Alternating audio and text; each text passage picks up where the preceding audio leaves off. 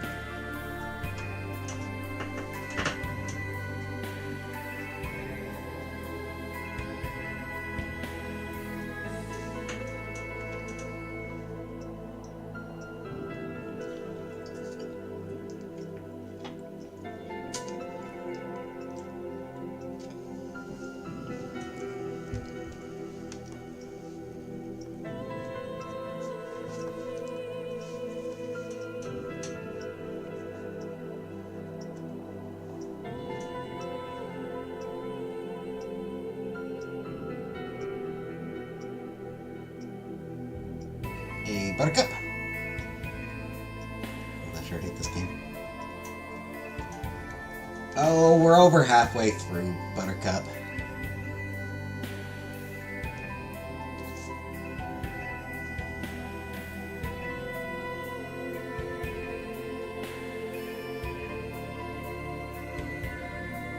Take a nap or watch that one. Fair enough, fair enough.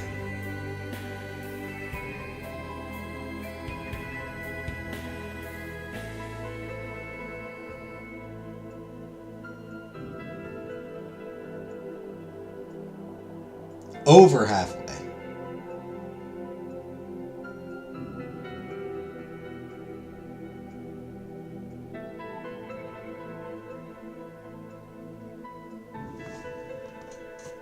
I could be misremembering, but I feel like it does speed up in the final couple weeks.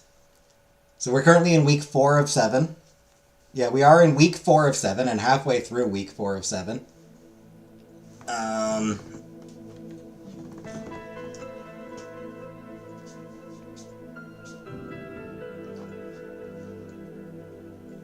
And I could be misremembering, but I feel like the last couple weeks of the game are quite a bit quicker.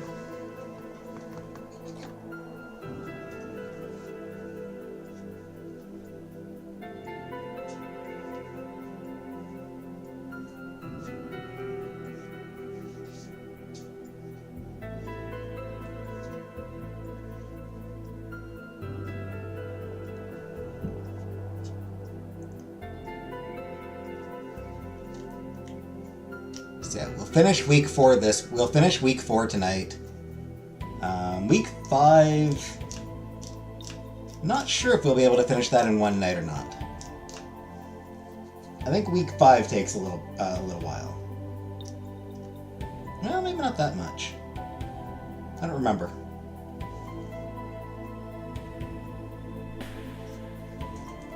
And then I think weeks 6 and 7 are a little bit more chill. I think. Been a while since I played this, so I could be misremembering. Been like a year. Been a year since I played this, and I only played through it once, so I could be misremembering.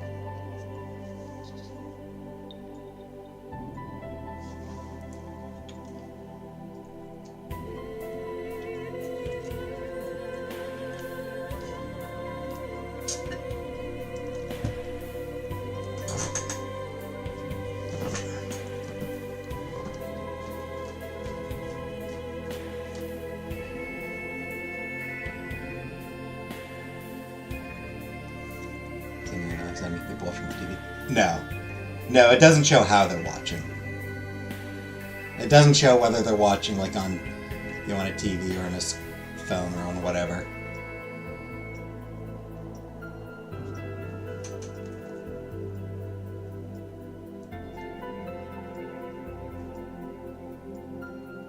Because I don't think there'd be any way for YouTube to track that.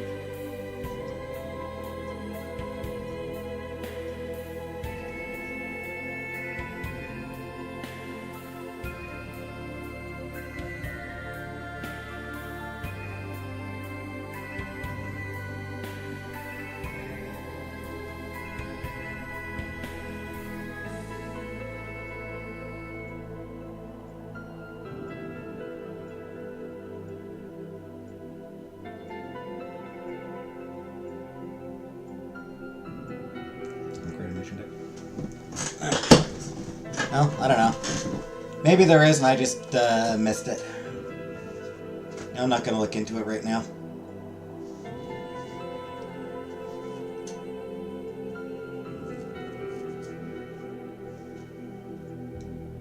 Anyway, Buttercup, look at the bright side. At least tomorrow is trivia night.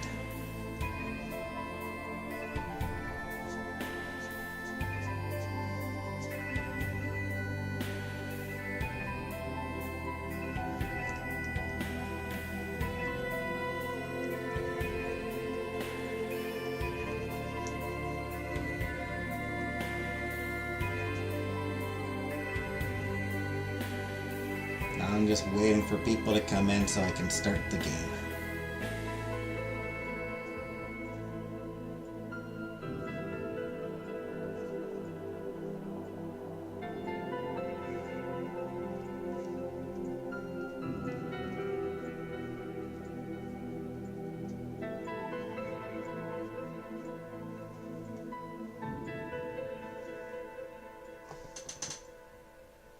I'm sure the answer is 1 anyway. Yeah, I mean, I don't have enough viewers for it to matter.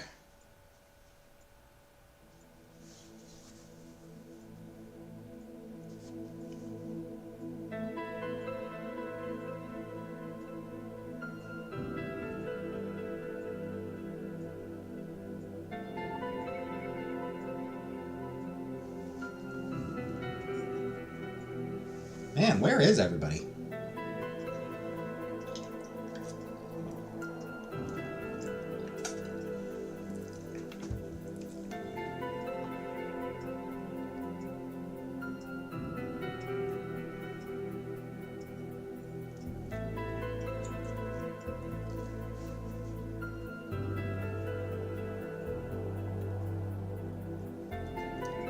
Nobody likes me, everybody hates me.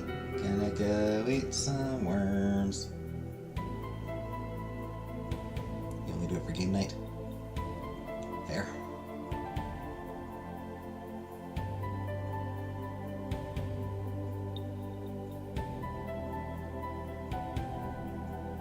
Probably watching Foodie. Boo.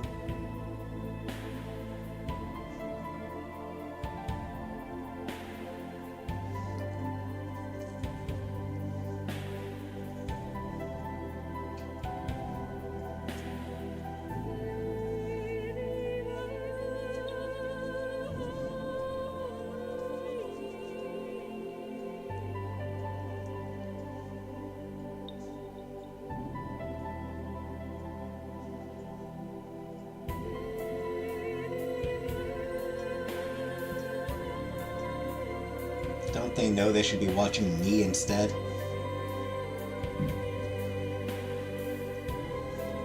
By the way, Buttercup, I did check out the soundtrack for I Saw the TV Glow.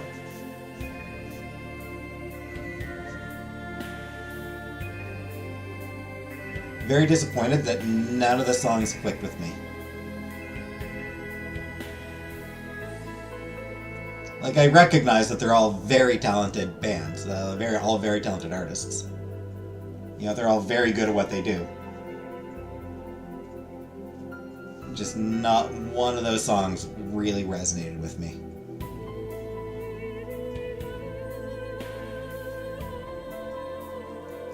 That Yule cover of anthems. Yeah, no, apparently she's classified as like glitch pop or something like that, and yeah, I don't think I like glitch pop.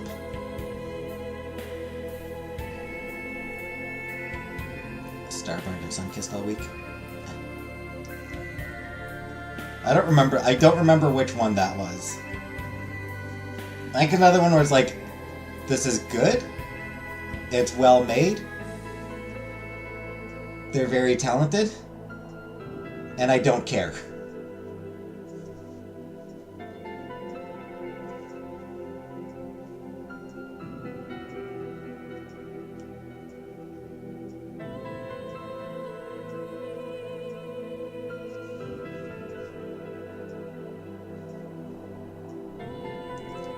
Like, it's good, and I don't particularly enjoy it.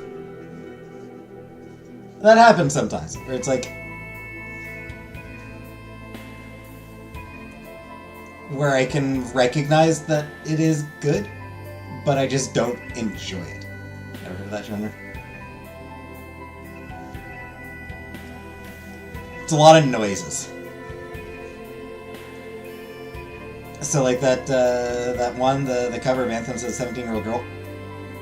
A lot of noises. Like a lot of just like sounds.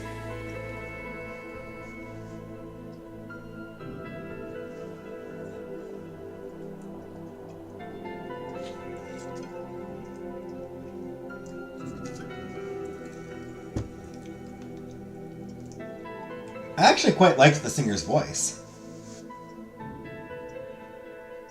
It was just the music was very, very noise.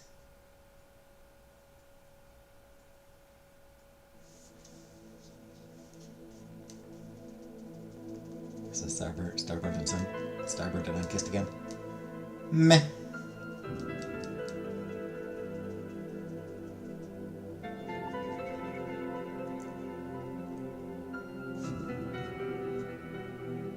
I've got a lot of stuff I need to check out. A lot of music I need to listen to.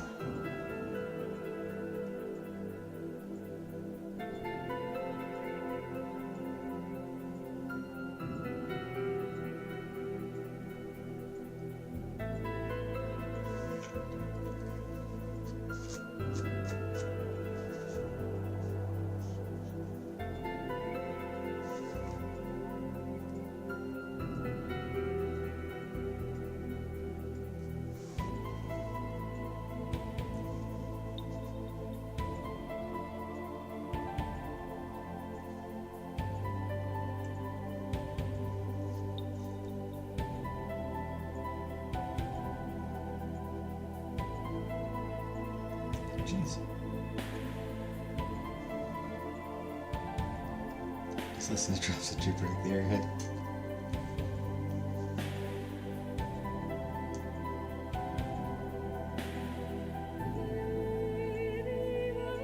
I'm gonna listen to your mom's moans.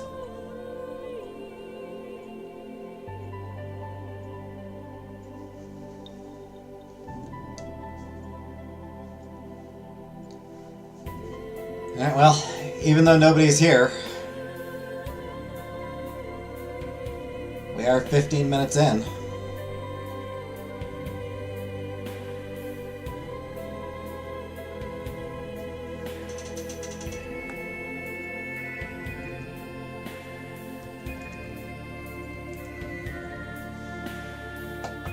So, let's continue.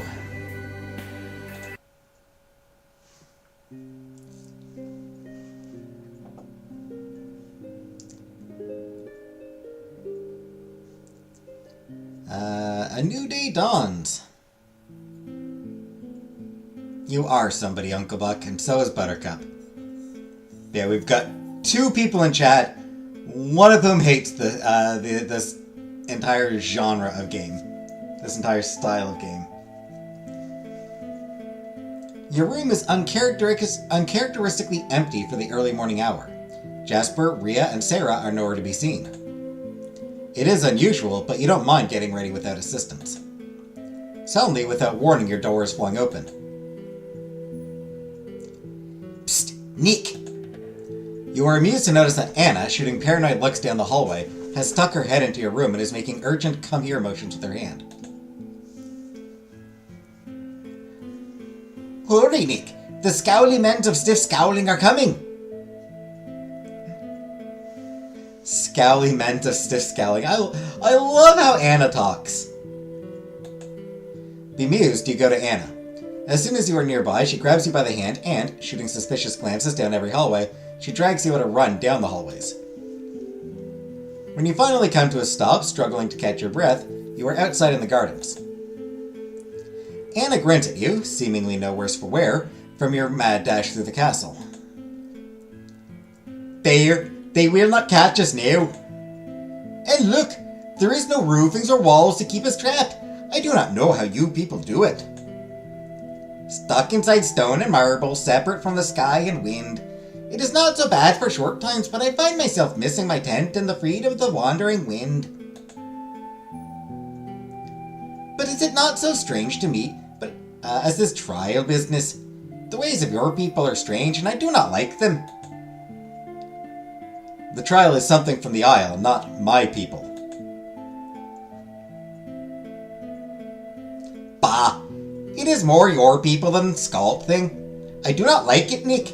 It is very full of complicatedness. And I do not like that it means we must not be together this week.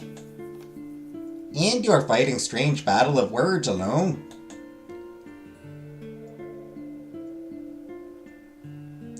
I wish they would just let me fight another champion in your place to see who is right in the eyes of the gods. Much more rightness. I think there are many people would pay good gold to see you challenge Avali to a fight. Bah, I do not need gold. I have the pretty Nick and my swords. I need nothing else.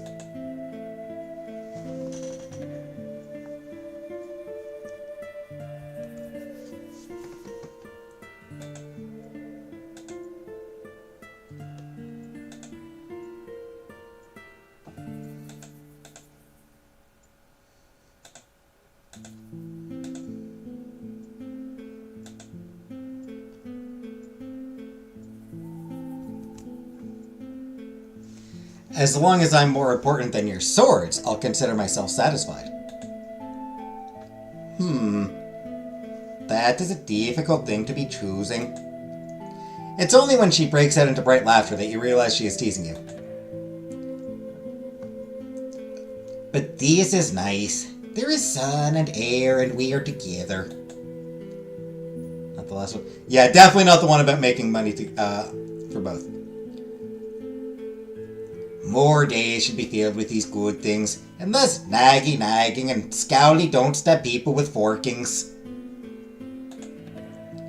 Does stabbing people with forks qualify as a good thing? Depends on who is being stabbed. Some people deserve stabbings. Or having food thrown at their head.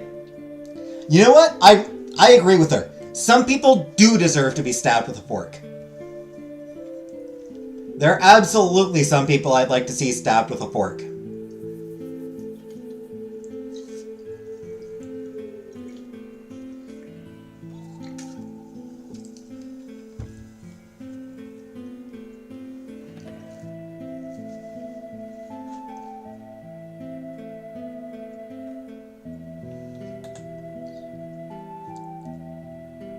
Only when I'm not allowed to be stabbing. But my warriors say that when wooing it is good to talk of things other than fighting too. Is there something my pretty Nick wants to be talking of?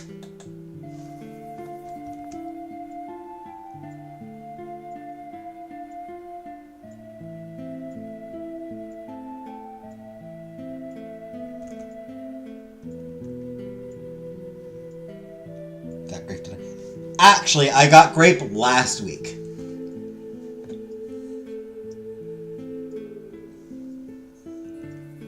I mean, that's what I'm drinking. That's what I'm drinking today. But yeah, I bought it last week.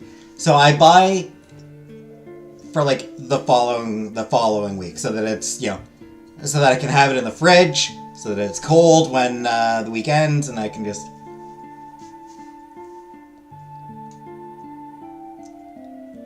What will our life be like if I come back to Skult with you? I do not know what role you will play in the tribe. That is something that only you and the priests and wise women can find. But there will be a place for you when you find it. And there will be me. Always me. I will always be with you, protecting and watching.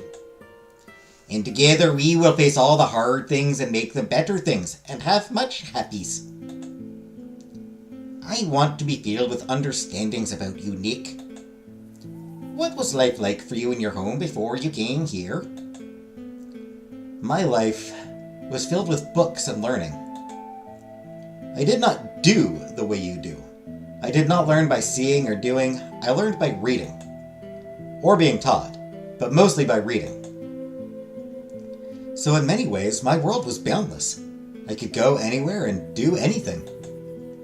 But the more I have gotten to know you, the more I realize there is much that I do not know, much I cannot know. Not from staying in the same place, doing the same things. I think you make me want to learn by seeing and doing as well as by reading and listening. It is very different where you are from. What made you, you. Your life is very different from my life. You are very different from me. But I think that must be a good thing, yes? We will have different holes and different strong parts. Together, we will become very stronger in knowings. Anna falls silent and then looks around the garden. Finally, she turns back to you with a sigh. It is much sadness, but I do not think we will be alone here much longer. My butler Frowny Face Man is very strange, but he is a skilled hunter. He will find us soon and say me many no's and don'ts and bads. But then not regrettings. I am happy to have had time with you, Nick. I am sorry this week does not have much time of togetherness and you are doing hard things and I'm not allowed to help. Anna's face brightens as she comes up with an idea. I cannot be much helping, but maybe I can give you some of my strength. She opens her arms wide and indicates that you should step into them. When you do, she holds you close in a warm embrace. Finally, she steps back and lets you go with another sigh.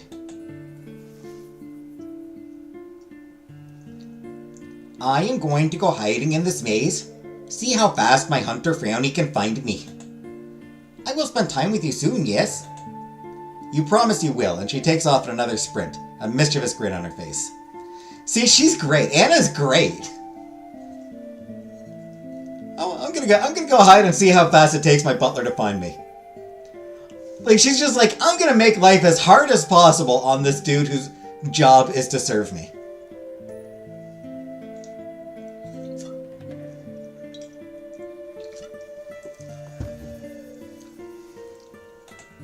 You walk slowly back to your room, somehow feeling much better for the break.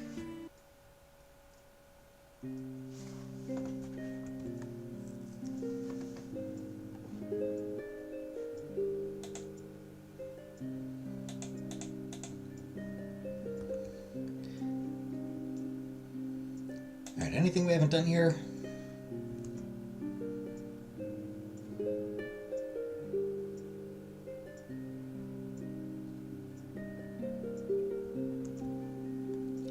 Investigate. She's sneaky.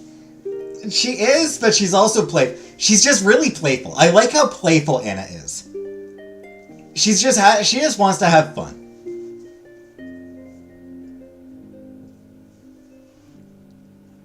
Possible motive, sure.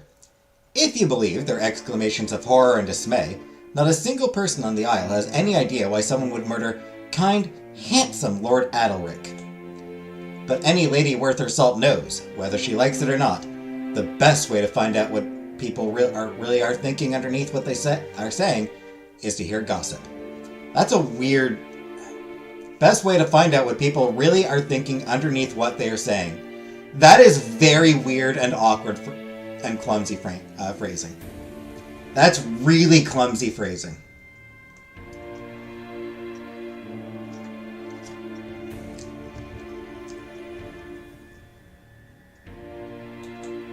Girls just want to have fun. Yep.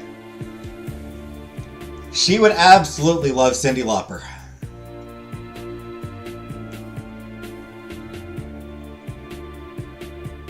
Princess Anna would love Cyndi Lauper because in addition to wanting to have fun, I'm also quite confident that she bop.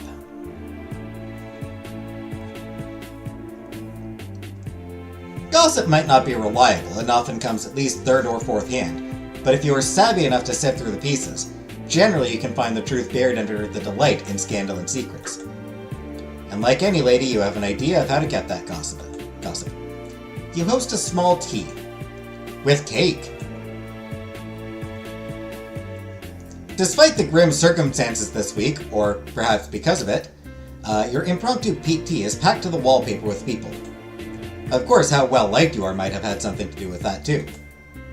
Several hours and many cakes later, you have learned some things.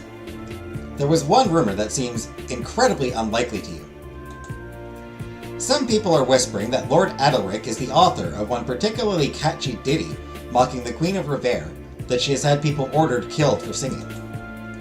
But considering it first started appearing when Lord Adelric was no more than 8, that seems very unlikely to you. Another rumor you heard, this one whispered with paranoid looks shot frequently to the door, is that Princess Gisette does not care for Lady Estelle.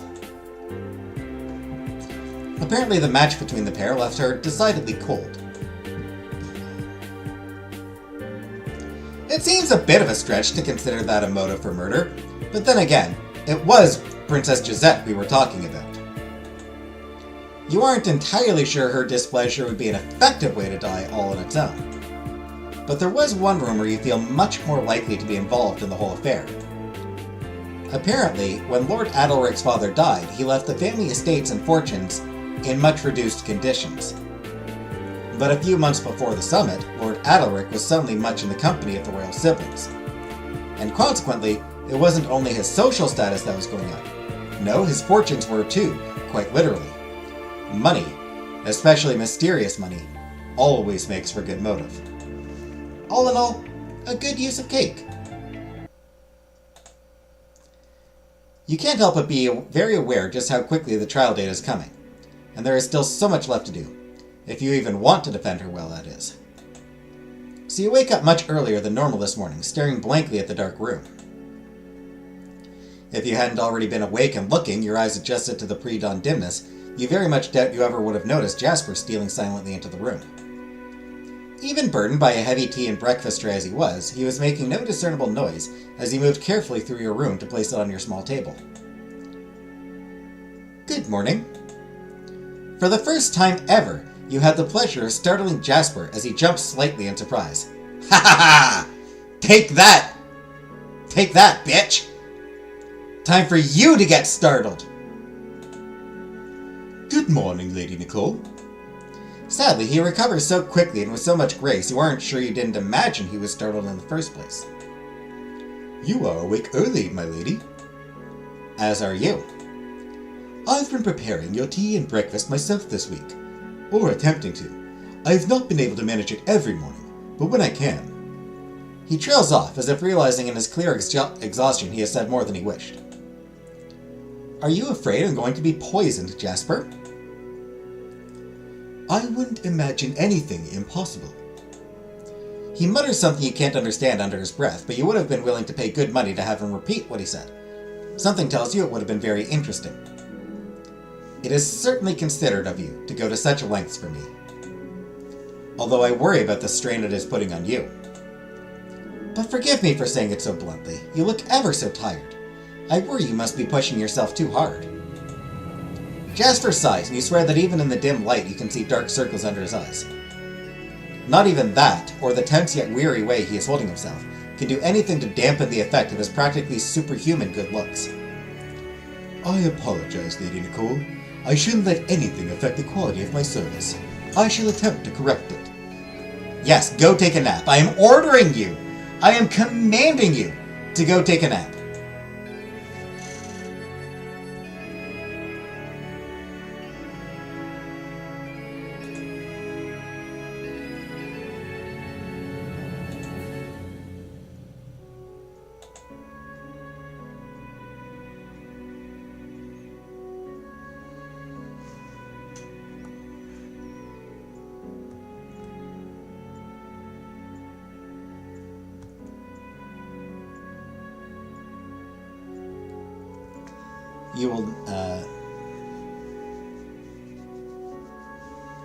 You will never manage that if you don't ever lay down your burdens. You can talk to me. I'm sure it will help. See that you do. It puts me off my breakfast. So goddamn mean. He sighs and reluctantly sits down on one of your chairs, his shoulders sagging. I just Sometimes I'm not sure what I should do. And so I try to do everything.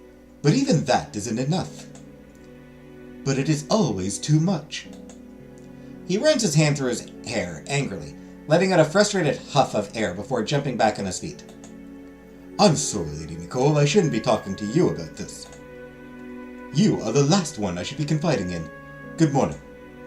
Then he practically vanishes from your room, but he leaves so quickly, and your protests almost immediately chase only an empty room.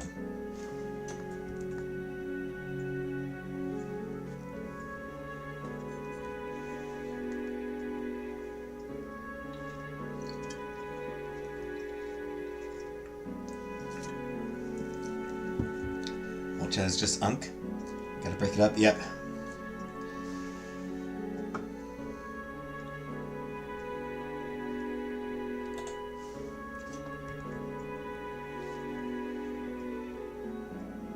What day are we on again?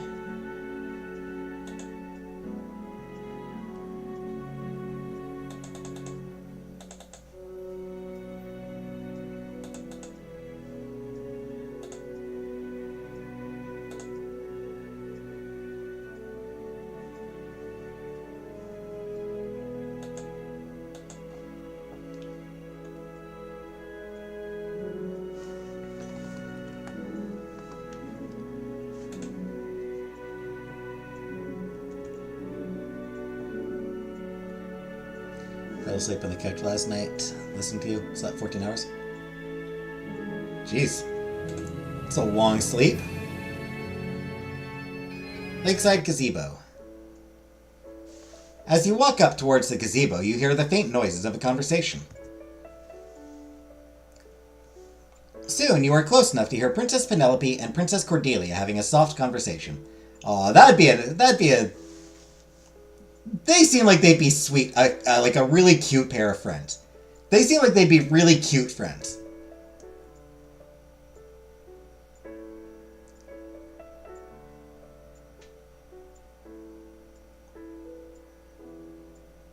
Poor Lady Estelle. She's so distraught, and I can't blame her. It's all so terrible. Yes, these are very tragic circumstances.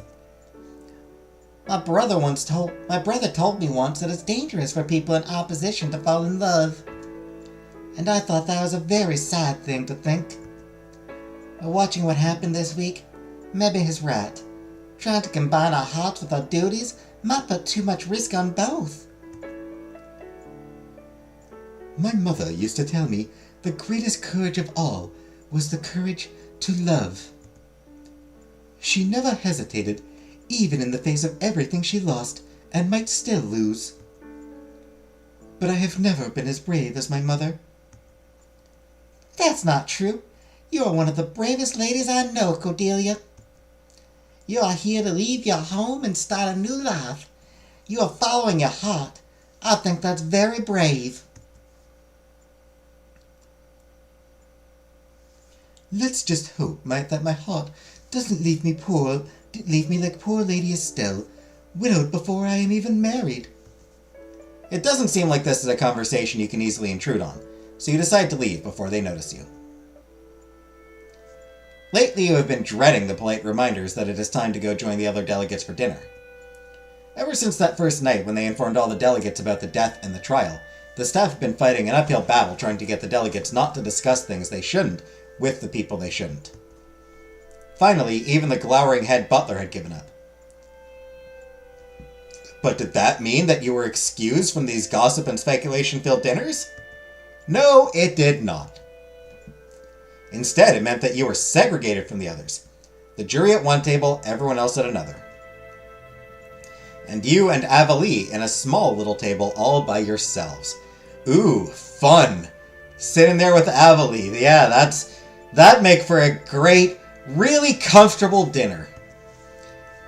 A situation which seemed to amuse Avalie no end, if the way she spent the entire shared meal shamelessly eavesdropping on the table behind you. And this dinner doesn't seem to be any different. Again, you are isolated from the rest of the room, but of course close enough to hear all the conversations you aren't supposed to be a part of. And again, Avalie is far more entertained by listening to the conversations happening behind your head than having one with you. You stab your food with your fork grumpily.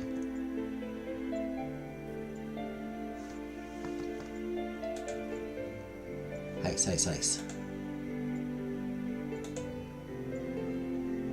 That's what I thought.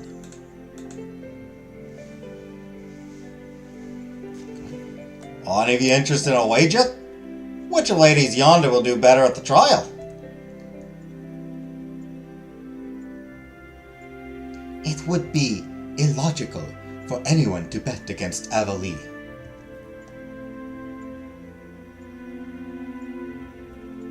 I don't know. Lady Nicole has proved herself full of surprises.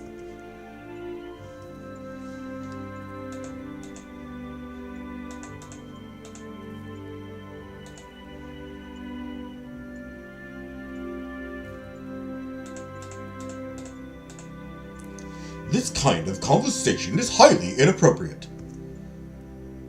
I, for one, am sick of the entire affair. It's obvious that the whole thing is some internal Revere matter.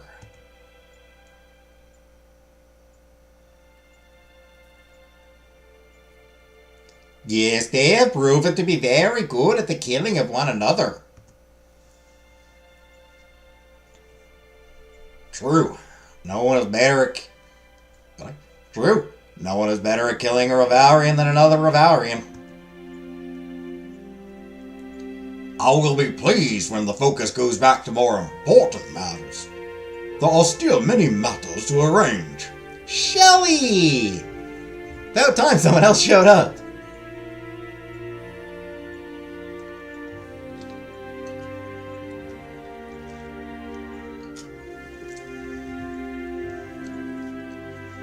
About all you've really missed was a really cute scene with Princess Anna. And the ambassadors are coming soon to watch over all the plotting chickens and their eggs. Keep talking like that and you are going to put me off my dinner. Nothing is keeping you off your dinner. You always eat twice the size of horse. Dinner was a lengthy affair.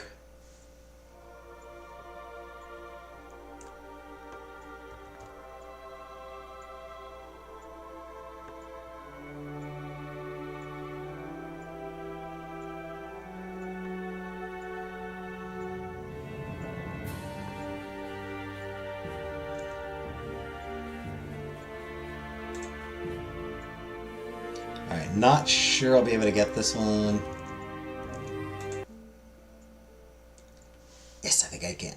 As you walk down the guest hall, you hear the faint sounds of a hushed argument. That's no strange thing. There have been tense arguments and noisy disagreements from the moment the second delegate arrived at the Isle.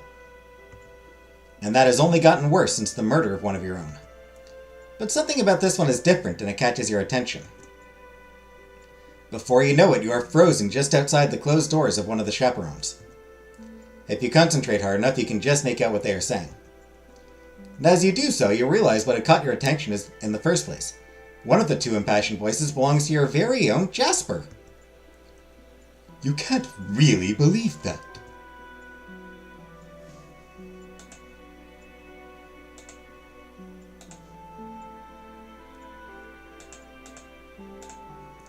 Have I at times doubted like you do now? Yes, of course I have. But there's a reason for our code. A reason you should understand better than most. Blood doesn't magically trump reason, Yvette. A thing I know better than most. But if my story proves anything, it's that even if you find that middle ground you're struggling to find, there's always a cost. I have never been under the impression that you regretted yours. I don't abide hypocrisy any better than you do, Yvette. This is my choice.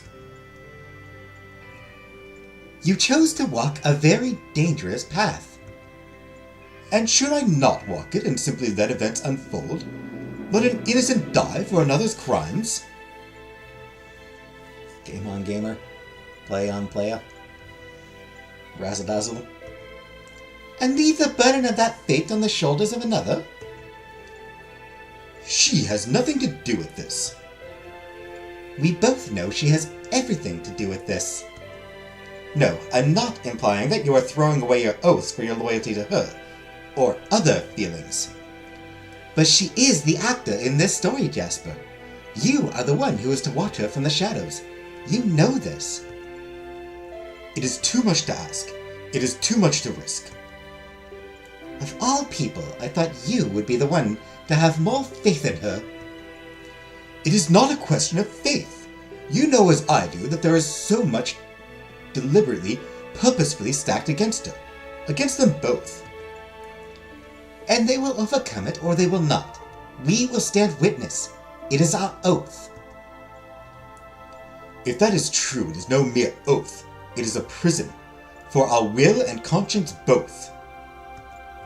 With those final words, filled with a bitter anger you have never heard in Jasper's voice before, the argument ends abruptly. So abruptly, in fact, that you are caught with your eavesdropping pants down, as Jasper swings the door open, just barely managing to stop before he storms into you. Is Jasper's royalty? No. Not royalty now. He is what he appears to be. A servant on the isle.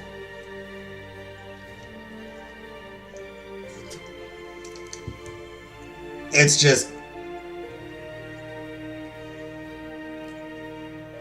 There's other stuff going on in the isle.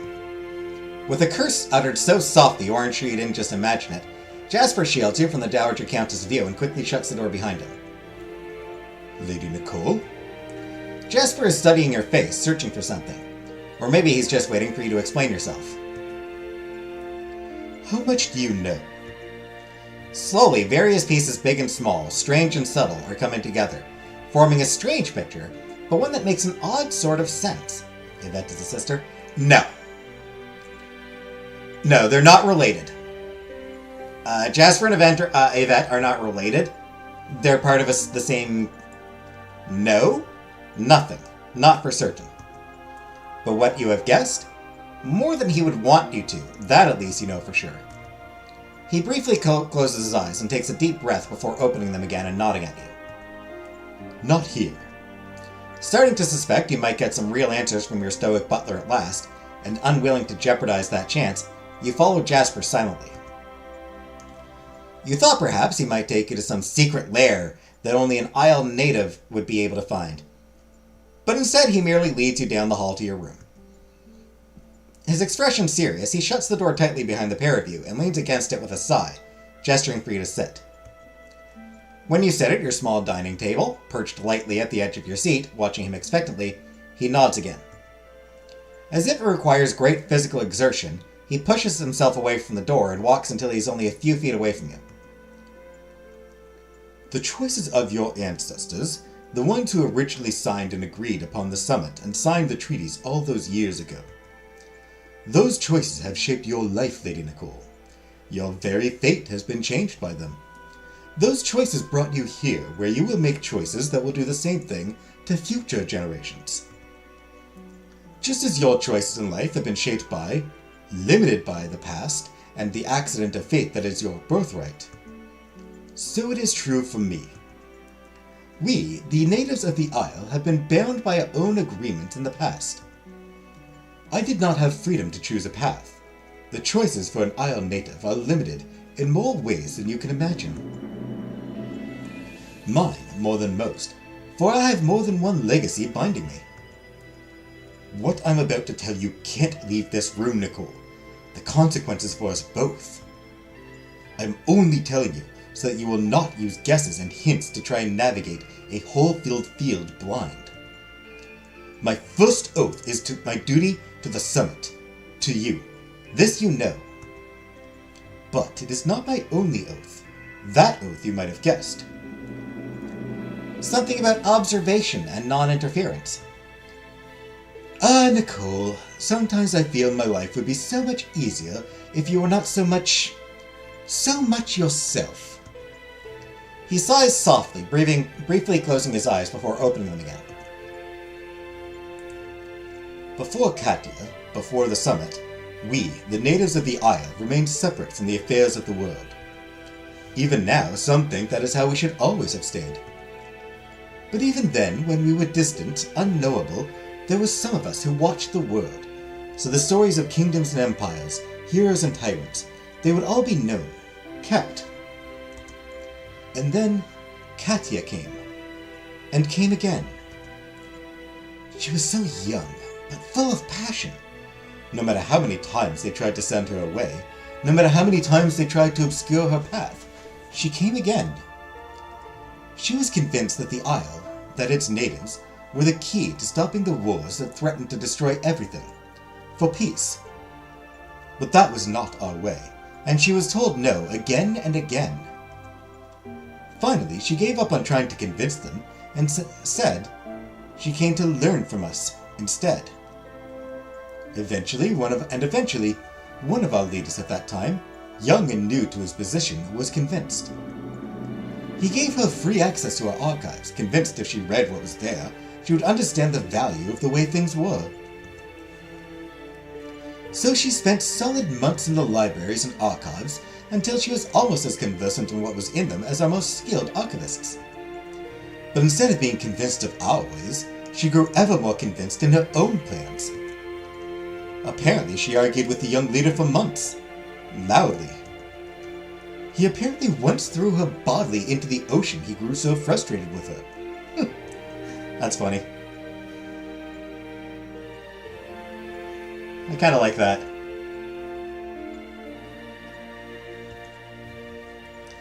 She swam right back and shoved him into the water in revenge. Eventually, she managed to convince him and the rest of the natives. How could they ever truly understand what they were recording if they had no understanding of the people behind it? So Katya sounds very, very convincing and exceptionally obdurate. That means stubborn. I don't know why I did the wink there. It just felt appropriate. And what better opportunity to manage to do so and witness what was so important for them to record and preserve than to have it happen right in their isle? So they agreed, although I've always suspected they did not entirely believe that she would manage to convince those who had warred, hated, and mistrusted each other for so long, so it would be an empty promise. You make her sound like a force of nature. More than that, a force of history. Rather like someone else I know. I will choose to take that as a compliment. I still don't understand how this relates to your oath. Don't you? I didn't know the meaning. I mean, like, obdurate is not a word that comes up very often. It's a good word. I like obdurate as a word. It's fancy, but it's not common. And yeah, it does just mean stubborn. Which is why people don't use obdurate. Why say that when you can just say stubborn?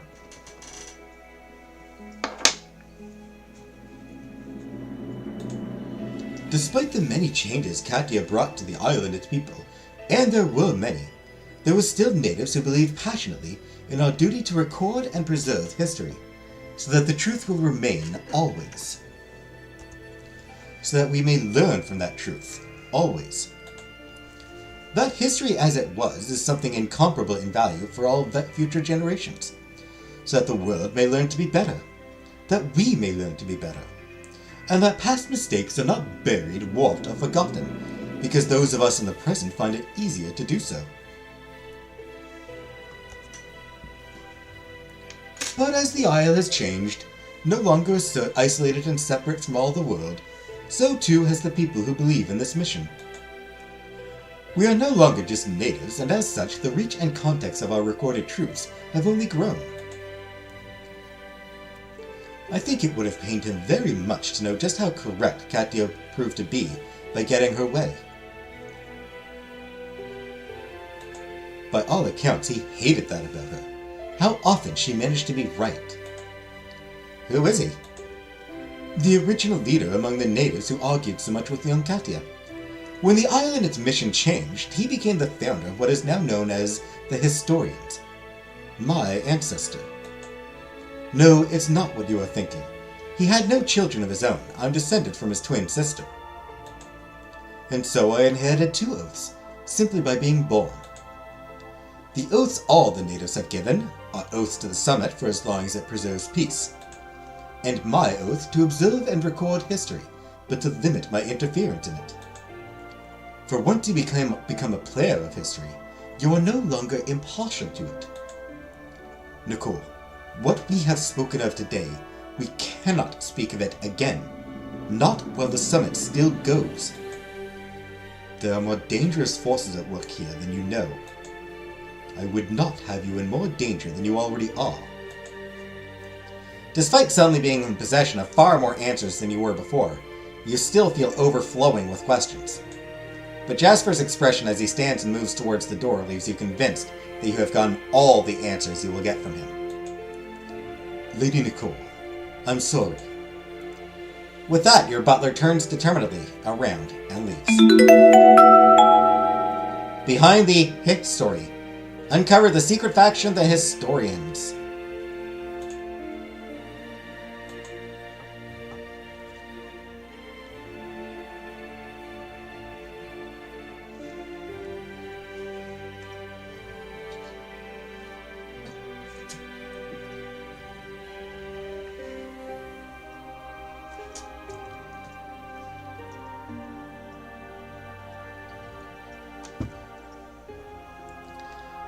So, yeah.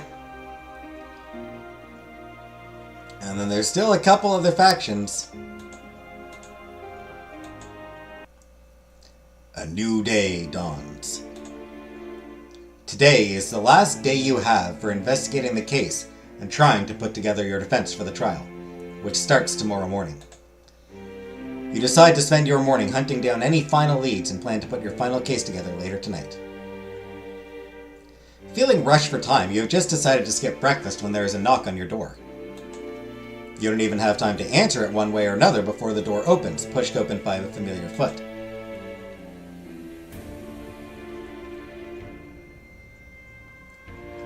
Good morning, Lady Nicole.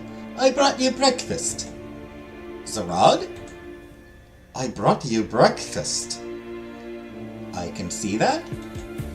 Zarad moves forward, burdened by a heavy tray filled with food.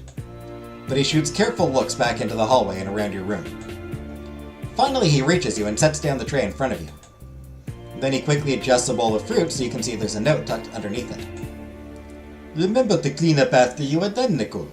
Being busy is no excuse to be sloppy. And remember, if anyone happens to be curious what happened this morning, I brought me breakfast. Aren't I such a thoughtful friend? With one last grin, Zarad disappears like the sandstorm he is. Once the door is closed and you are reasonably sure you are alone, you pull out the piece of paper. There's a hastily scrawled note, unsigned of course. Got a chance to examine the body. He definitely wasn't poisoned. Small circular wound on his back behind heart. Needle or very small blade. Blood strange and sticky. Weapon coated in something to show slow bleeding. Probably stabbed and hot between hours and days before he finally died. Good luck tomorrow, friend. I'm looking forward to being impressed. So that we actually already figured out on our own. But if you don't have the courage to examine the body, if your courage is too low for you to be able to examine the body, because it does require courage 50, then yeah, and you have a good relationship with Zarad, then yeah, he just tells you flat out. What was it? Although you had already come to a similar conclusion, it is nice to get some independent verification. If you can find some kind of proof, that might very well ruin the entire case against Imogen. You know Zarad well enough to know that he wouldn't give you this information if it weren't reliable. Feeling determined and knowing you have very little time left to follow this or any other lead, you burn the note and hurriedly eat your cover story breakfast. Just as you are about to leave your room, you open your door to find a surprising visitor right outside. Hi! Duke Leon. On closer examination, you see that Leon has giant dark circles, like he hasn't slept in days. Is everything alright? Are you... Here. He shoves a book at you with several pages carefully marked by folded paper. I've been looking for ways to help. Me? No, her. You mean the trial? You weren't supposed to... I don't care. Lives are more important than stupid rules. This book covers the original treaty in extensive detail. I like Leon. So do I. There is a legal loophole you can exploit to attempt and declare the trial invalid. He explains in detail that occasionally is so complicated you have to ask him to simplify it. But by the end of his explanation, you have a feeling you have a good argument to use at the trial. Thank you for bringing this. He shrugs. It was the right thing to do. He might not be the most effusive of friends, but he's certainly a dependable one. Tomorrow. I'm glad it's you. Bye. Mission complete, he hurries off, hopefully to get some sleep before he collapses. Now it's up to you. This will be your last real chance to investigate before the trial. So, he just completely, so yeah. It's another thing, if your relationship with Leon is good enough, then you don't need to do this investigate relevant laws thing.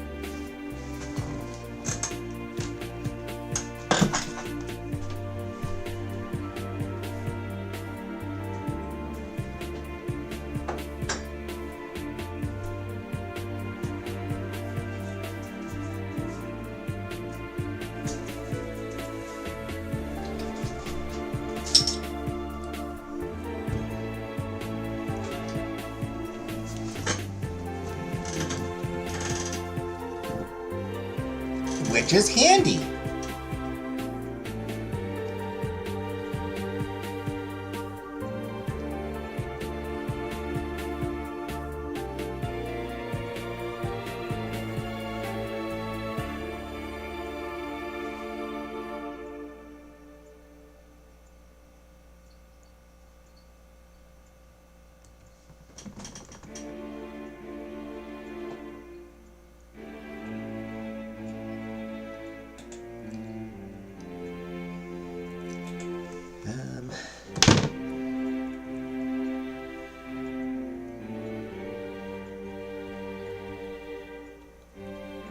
No, I don't think it did do that one yet.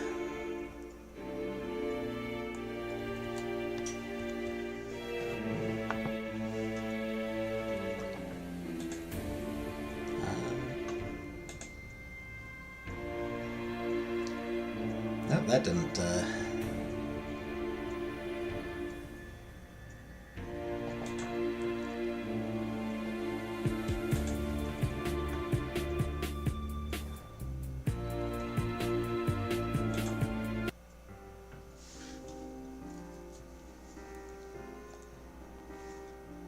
Did you pop a cap?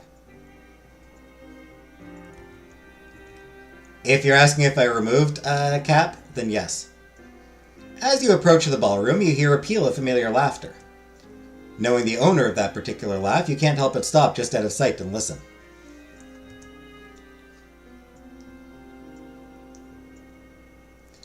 Why are you always so reluctant to dance with me?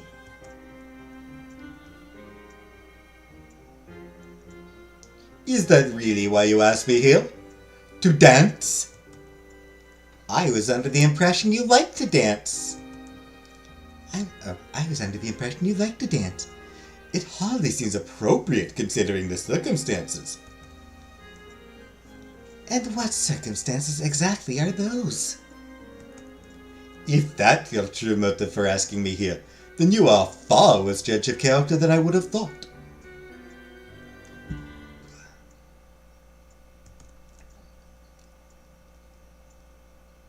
No sound of that anywhere. Beer bottles.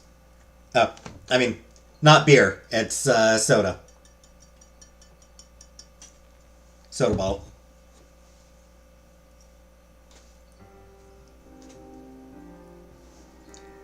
So harsh, my prince.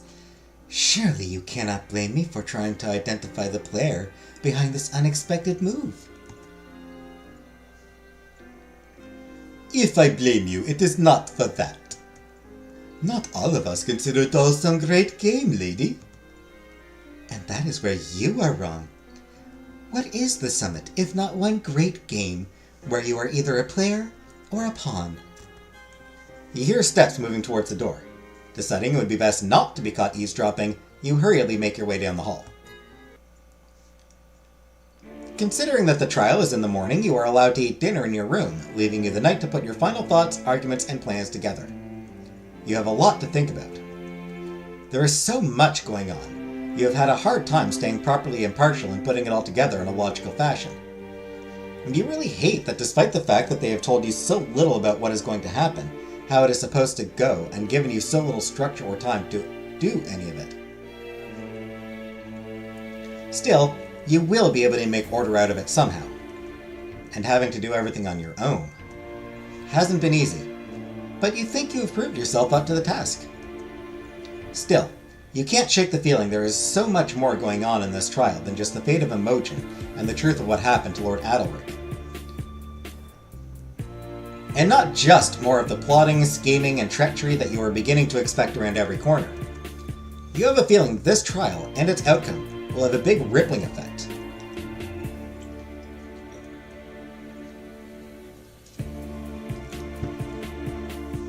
Not only the relations between the delegates and their nations, but between the other countries and the natives of the Isle. Not to mention what it will mean in terms of noble commoner relations. And the responsibility of what that means weighs heavily.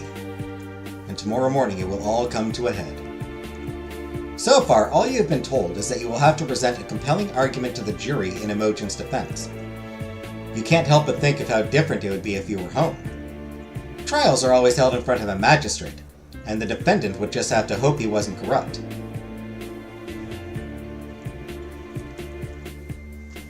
Or that he was, if they were guilty. Still, this isn't back home. This is here at the Isle, during the summit.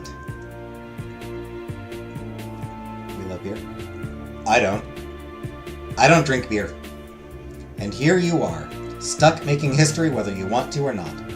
The fate and life of Imogen in your hand. And the attention of everyone on you. Especially whoever sent you that offer of a bride.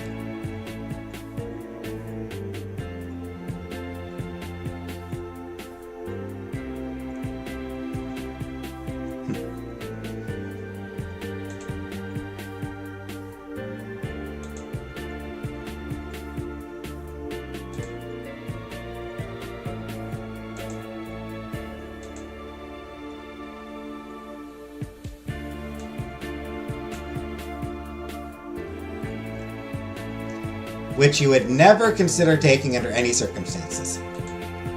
If they thought you would consider trading someone's life for some gold, they obviously don't know anything about you.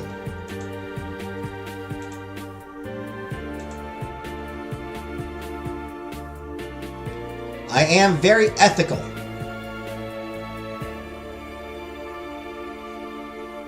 Also very compassionate. Also very noble.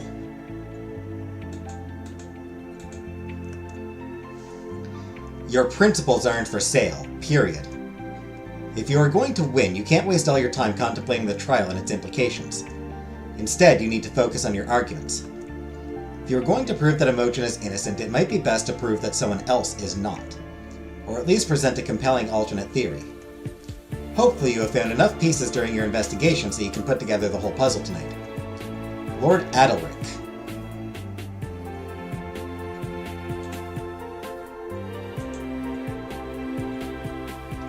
Was definitely murdered. Died a totally natural death, died an accidental. No, was definitely murdered. And the cause of death was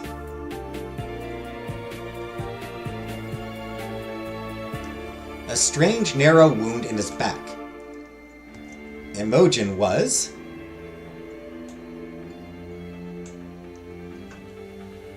wrong place, wrong time, framed deliberately, framed accidentally. A bit of all of the above. Which you know because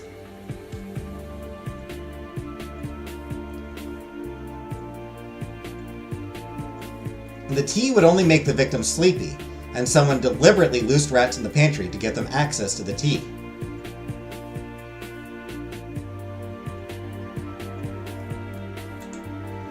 You suspect his death has to do with you, Revere politics, money, love, all of the above.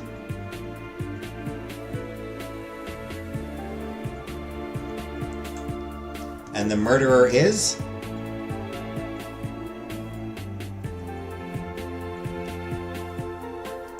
The servant, Lee, who was murdered first.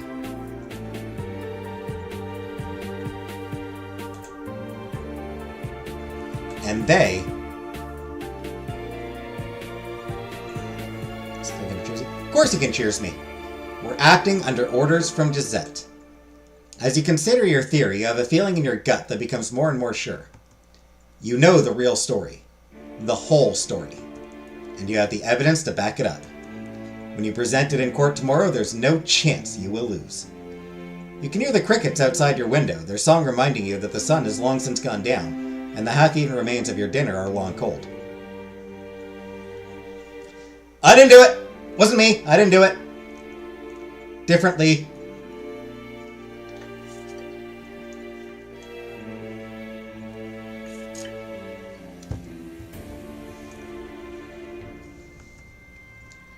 You know that you are going to have to get some sleep, otherwise no matter what arguments you make, you won't be able to make them well. But there's one last thing you have to decide before you attempt to rest. There's a lot of approaches you can take tomorrow. Which one approach will you put the most emphasis on?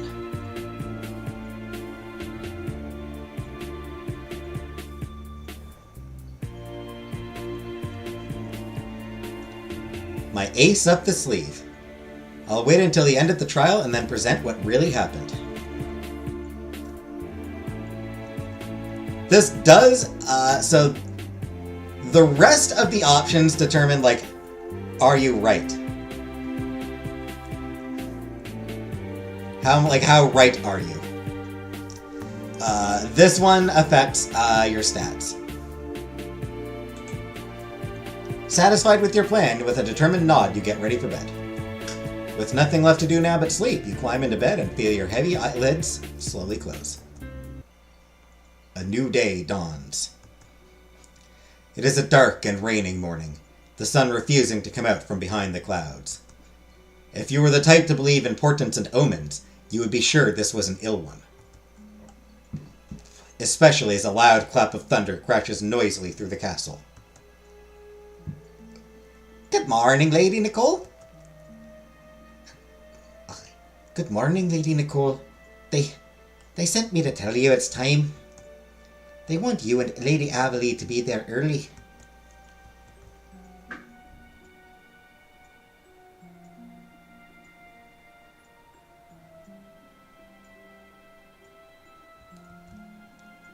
Don't worry, Rhea.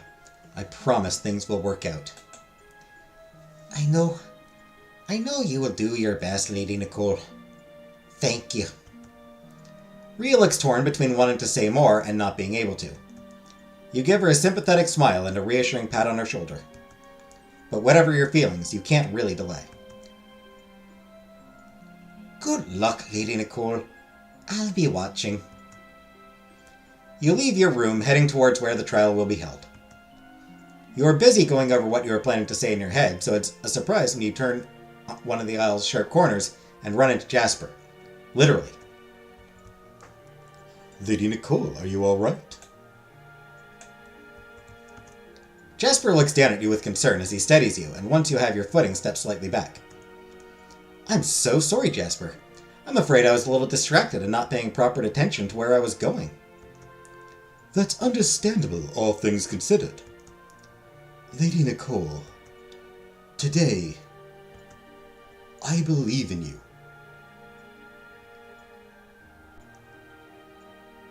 I never noticed, but it looks like he's got like one braid at the very top, like just like right front of his head, right, like right here. Is braided apparently. And yeah, I didn't know, and I also never noticed his earrings, his piercings. I never actually noticed his piercings, and I never noticed that braid. He gives you one last, strangely conflicted look before nodding at you. With a final, unreadable look, Jasper disentangles himself from you and disappears somewhere down a corner, leaving you to walk the remaining way to the trial, alone.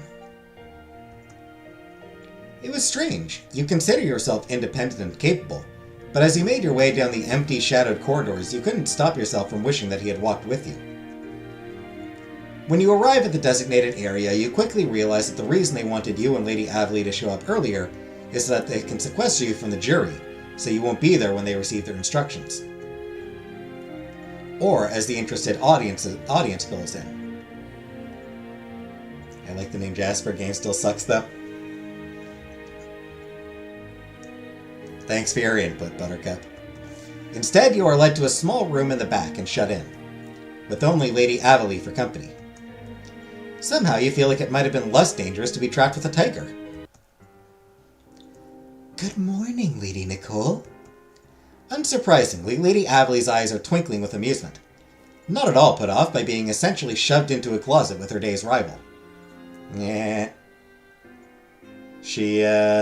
Is she used to being in a closet? Is that what's going on? Are you looking forward to the trial?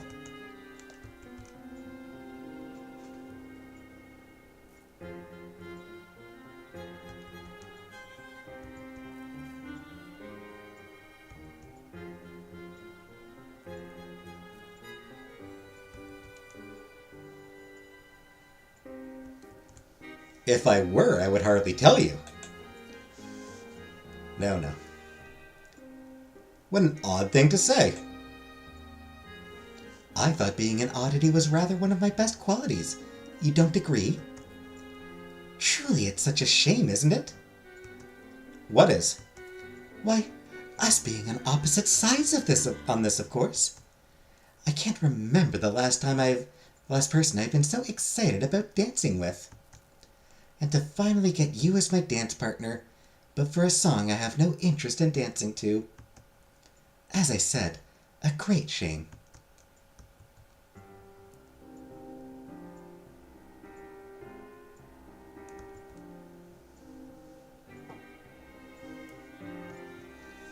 Then we shall both have to accept this song is not ours, and dance again soon. A delightful notion. I would look forward to a proper dance. Are you flirting with me? Because, I'm kind of into it. I can ask Anna how she feels about polyamory and about, like, open relationships.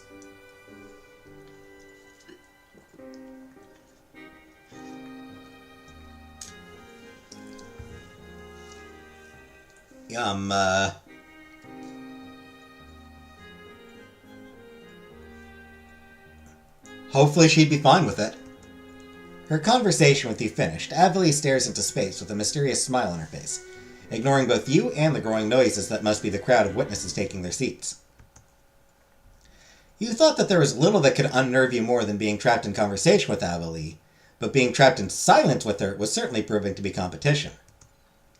Finally, there is a sharp knock on the door and the pair of you are instructed to come out. It is time for the trial to begin.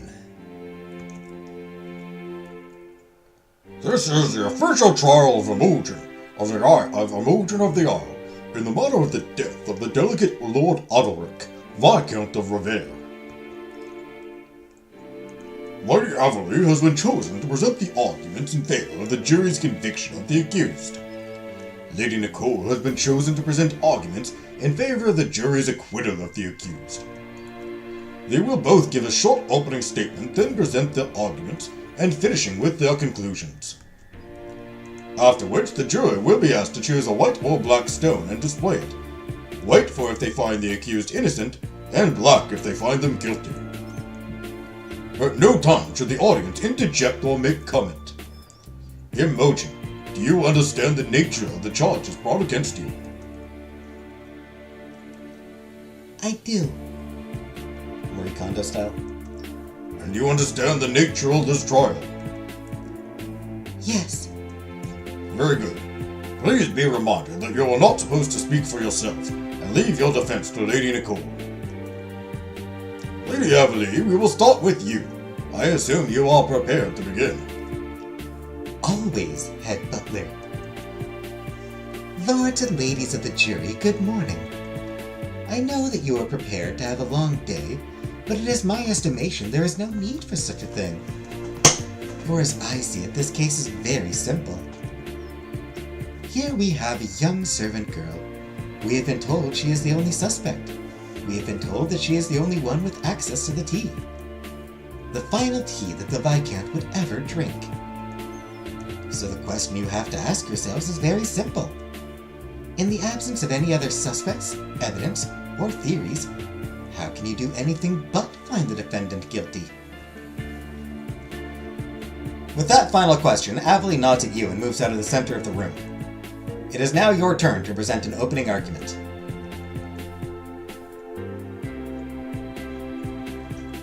You are an excellent speaker. Use all of that to proclaim Imogen's innocence. Lady Avelie is as charming and persuasive as ever. But when she was so charmingly asking you her question, she also said something else. 3 little words. Only 3 words. They might seem small and insignificant, but I assure you they are the most important 3 words in this entire trial. We were told. You see, that is what the entire crux of the case rests on. You simply believing what you were told. We are told that Lord Adelric was murdered. We are told that it must have been poison. We are told that Imogen is the only possible person who could have administered the poison. But you know what we haven't been told? What proof, if any, there is. What motive Imogen could have had. Why any of their story makes sense. And that, lords and ladies, is because it doesn't make sense. Imogen is a victim of circumstance, convenient, low-ranking, and obedient. A neat solution to a messy problem. The question of the day is not Imogen's innocence or guilt, for I assure you she is innocent. The question of the day is, are you going to send an innocent girl to her death simply because you prefer to do and think what we are told?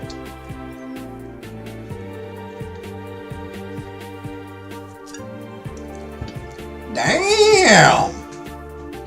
When you finish your speech, you can hear a pin drop. The room is so silent and stunned. You can tell your speech has had quite the effect, not only on the jury, but on the audience as well. You are pretty sure you see Avelie giving you an approving wink out of the side of your eye. Digging your speaking style with the hand. Yeah, I mean, like, a little bit of hand movement helps to accentuate your arguments. You can't do too much. You can't just be speaking with your hands all the time and, waving them all over the place. You have to use your hand movements sparingly and, wisely.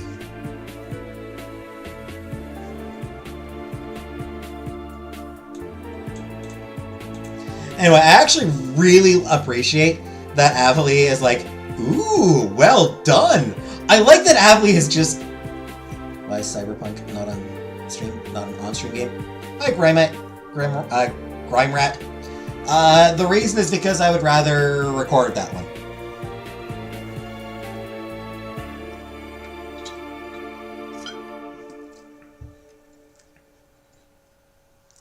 It's that simple. That game I'd rather record.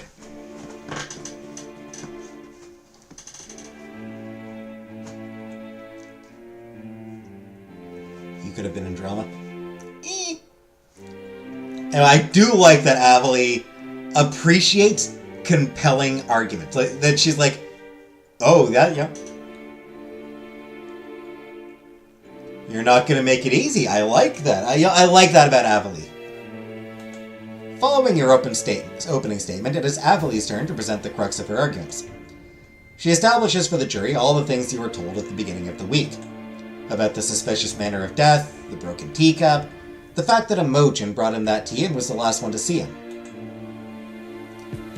As such evidence mounts and Abilene points out the failure of the efforts of the entire staff of natives to find any alternate theories, the expressions of the jury grow grimmer.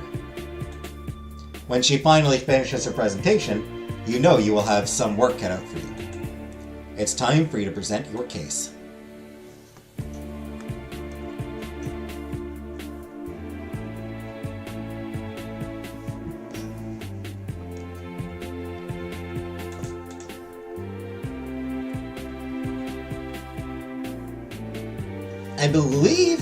I believe you can do all three. I believe we will be able to do all three, but let's start with the logical defense. One of the biggest weaknesses of the case against Imogen is their lack of any real evidence or logical motive. As such, this is one area where your defense can truly shine, assuming you have evidence of your own and the ability to present it. Thanks to your unbeatable investigation skills, you have found an amazing amount of evidence. You are positive that it will help make your logical defense much more convincing. The entire case against Imogen assumes the tea was poisoned. But you know better. You informed the jury that the tea was drugged, not poisoned. Lord Adelric didn't die of poison at all. In fact, there was a mysterious small wound on his back. No one accused Imogen of having or using a weapon, which would have been needed. Imogen appears to have simply been a victim of circumstance, or someone's attempt to cover up the true crime. Why else would someone import rats into the Isle kitchen, causing the chaos that led Imogen to bring the victim the suspicious tea? Imogen didn't have any motive for murder, not one anyone could discover. But that doesn't mean no one did. The Viscount recently came into a lot of money right before coming to the Isle. Furthermore, he was seen having an argument with a male servant. Of course, it's not just a matter of evidence and logic, but about how you were able to connect and explain them. Since you are fabulously quick-witted, you don't have any problems in this department. The entire jury nods along with your explanations. You presented your best evidence and arguments as convincingly and well explained as you could. You are extremely confident that you did the best job anyone could, making impressive inroads with the jury. Successfully swayed the jury with your logical explanation.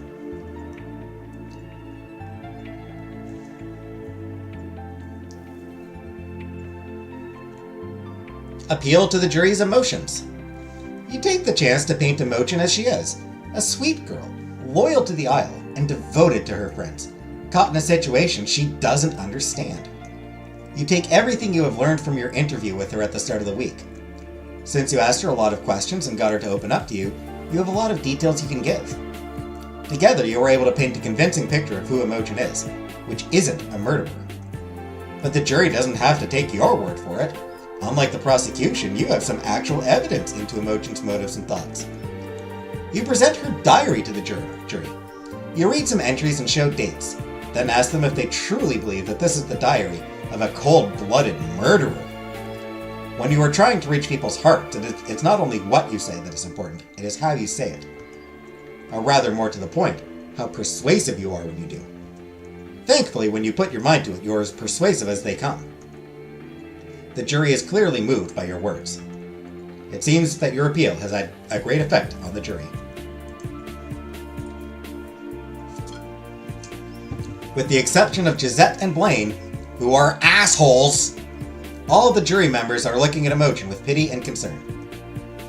You have successfully gotten the jury invested in Imogen's fate. Emotional intelligence successfully swayed the jury with an emotional appeal.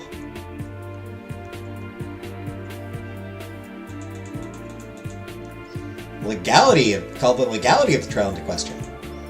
You have another card up your sleeve, and this one doesn't have to do with evidence or Imogen at all. Smiling at the jury, you inform them that while they might feel like it is their treaty-bound duty to judge Imogen in absence of convincing evidence of innocence, but that isn't true.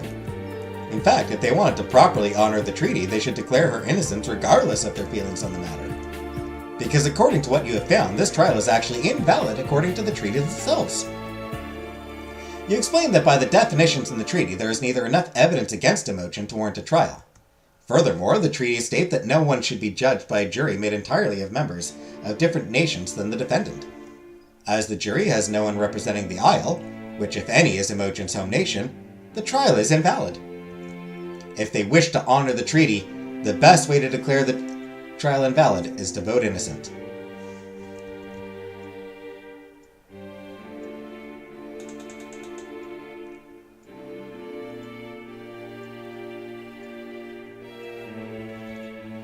You have no more arguments, I guess.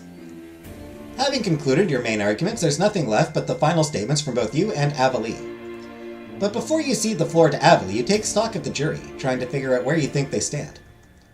You can tell that you have almost the entire jury completely convinced. In order for you to lose, Avalee is going to have to pull out the world's best closing statement, or you will have to pull out the worst. And it seems we have nearly reached the end of not only this trial, lords and ladies of the jury, but of the unfortunate circumstances that have shadowed this week. So I will simply end by reminding you the importance of what we are doing here. Not only here in this trial, but here on this isle. The decisions we make here during the summit will change the course of history, just as your decision here today will change the course of a life.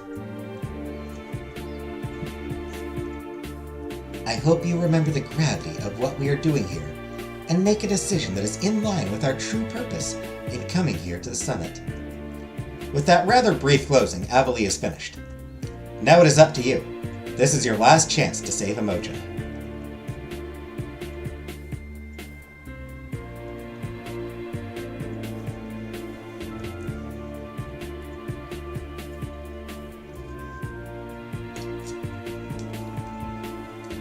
So I'm pretty sure I've already won. But finish by unmasking the real murderer and explaining what really happened. Lords and ladies of the jury, a grave responsibility has been put on you all today. To make matters worse, there's been a lack of evidence or clear motives. You have been asked to judge the matter of someone's fate on your instincts alone. But that is no longer true. You will no longer have to wonder if Imogen is truly a victim here, and not a murderer. Then what happened?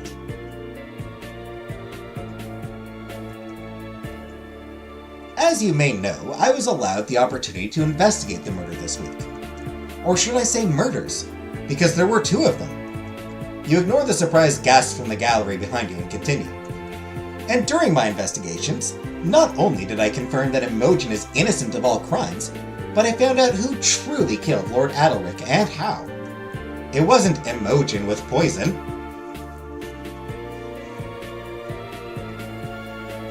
It wasn't Ms. Peacock in the gallery or in the hallway with a candlestick, whatever.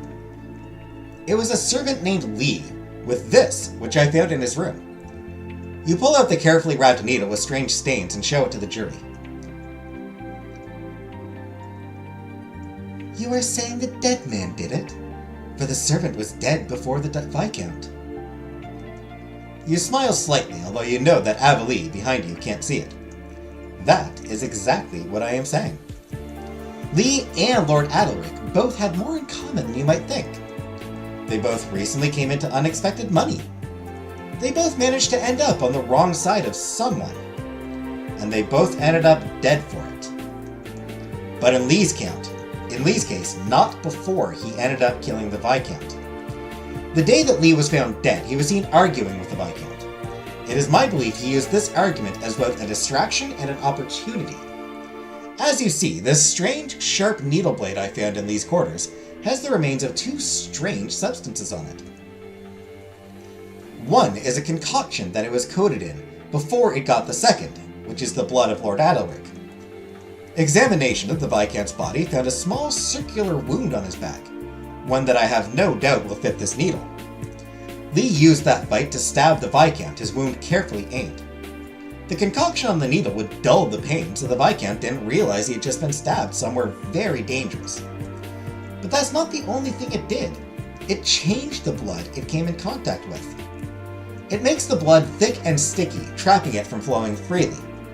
Which is why it took a night and a day before Lord Adalric started to feel poorly. Which is when Imogen found him looking ill and she agreed to fetch him some tea for it.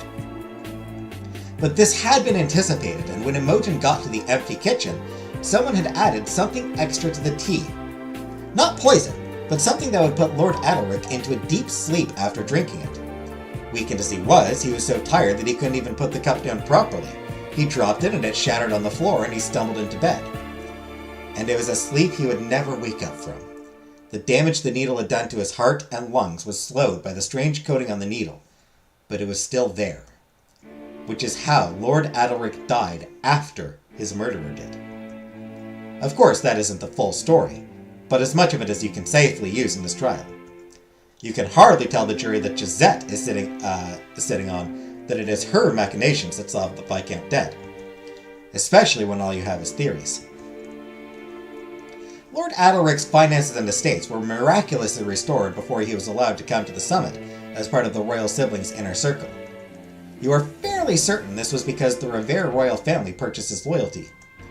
So, when Lord Adalric betrayed that trust by warning you of Gisette's murderous intentions, however oblique the warning, he must have angered her.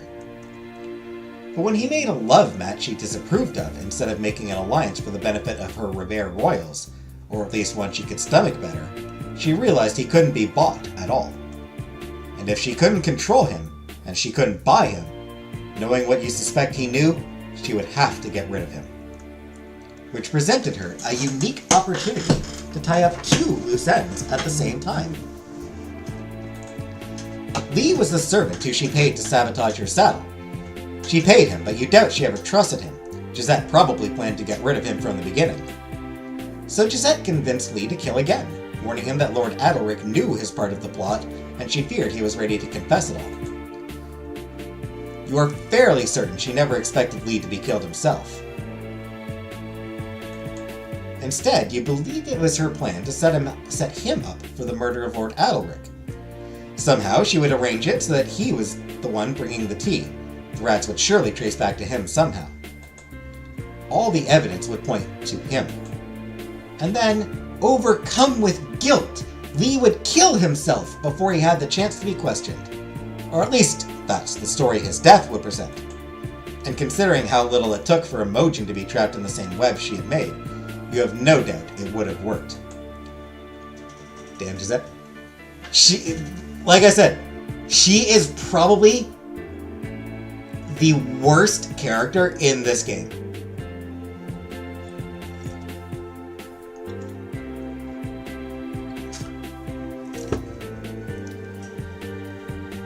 She and her brother, whose name I'm blanking on. Jared. Gisette and Jared.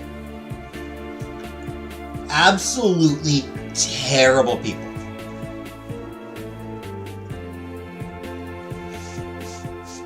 Jared, at least, can be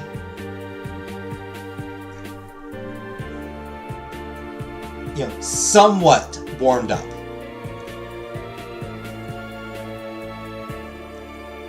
It's possible to at least it's possible to get Jared to warm up to you a bit and fall in love with you. Not sure he ever really becomes a good person, but you can.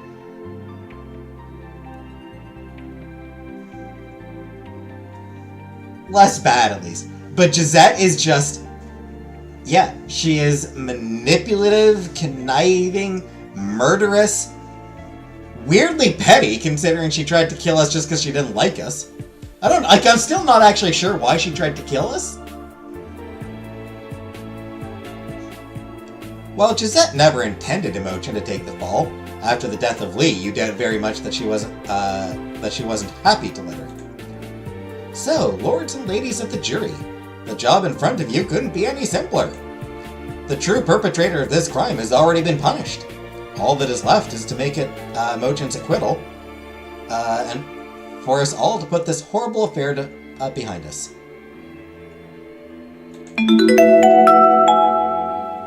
Death-defying conclusion. Concluded your case by presenting what really happened. Your closing statement finished. You have done all you can do. All that is left is for the jury to make their decision. As agreed upon by the treaty, both the delegate arguing for the defense of the accused and those arguing against the accused have finished their duty. Now it is left for you, lords and ladies of the jury, to do yours. You have all been given 2 stones. If you find the accused guilty, when asked, please hold out a black stone. If you find the accused innocent, hold out a white stone. We will go down the line. One by one, the jury opens their fist, showing their stone. Unsurprisingly, Claremont holds out a white stone. He meets your eyes and gives you an approving smile. Looking upset and nervous about the entire affair, Princess Penelope holds out her shaking hand. Inside is a white stone. Unsurprising. I feel like you would have to botch the trial horribly for her to hold out a black stone. She is probably the easiest to get the white stone from, I would expect.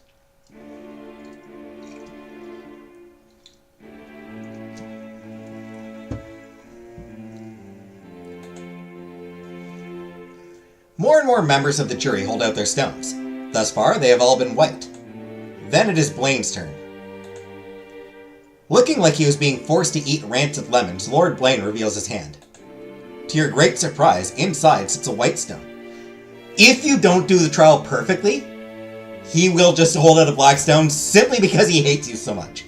Lord Blaine hates you so much that he will almost always hold out a black stone, declare Imogen guilty, solely to spite you. He doesn't give a shit about her, he just wants to spite you specifically. One by one, the entire jury shows a white stone until there is only Gisette left. Giving you an amused smile, she opens her hand to show a white stone. She will also almost always hold out the black stone. Blaine and Gisette basically always declare Imogen guilty. Blaine because he hates you, Gisette because it suits her purposes. It is unanimous. The entire jury has just found Imogen innocent. The vote is then concluded, with a unanimous show of white stones. Imogen has been judged universally innocent. It is nice to have this whole unpleasant matter solved and behind us. Imogen is now free to go. Miracle worker! You got Imogen universally acquitted during her trial. And all I had to do was cheat! All I had to do was cheat my stats throughout this entire goddamn game. Luckily, I don't think I need to cheat my stats anymore.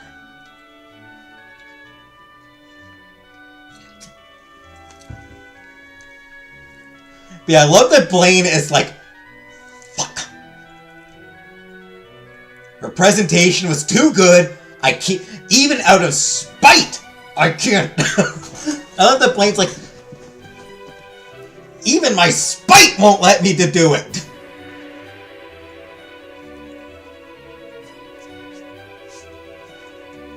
I feel like Blaine hates us even more now. I feel like that would make Blaine hate us even more. It's like, fuck you for making me agree with you.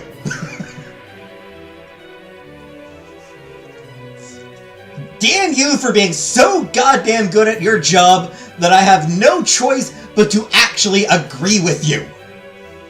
You bastard! You absolute monster! Almost before the head butler has finished speaking, a freshly released Imogen runs towards you.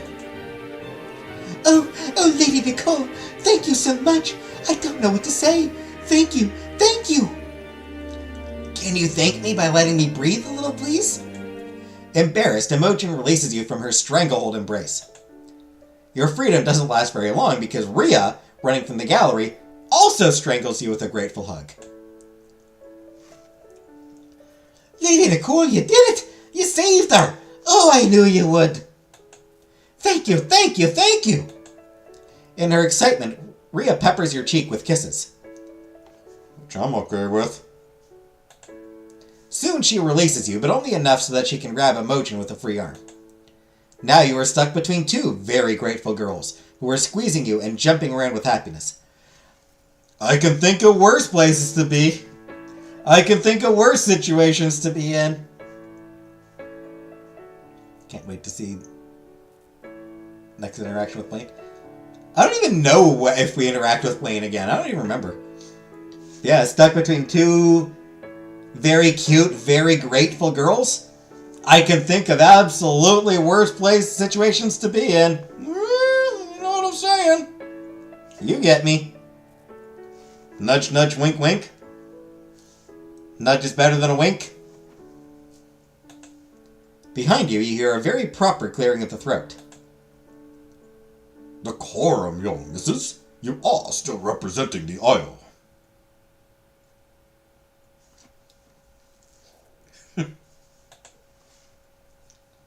Our apologies, head butler. If you are truly apologetic, you will both return to your duties. Or at least celebrate out of sight of our guests, no? Recent time. I mean, Anna's probably super proud of me as well. So we should get her in there. She is my fiance. Anna is my fiance. She should be involved as well. Get a little 4G action going. They both curtsy, unable to hide their relieved giddiness as they skip off.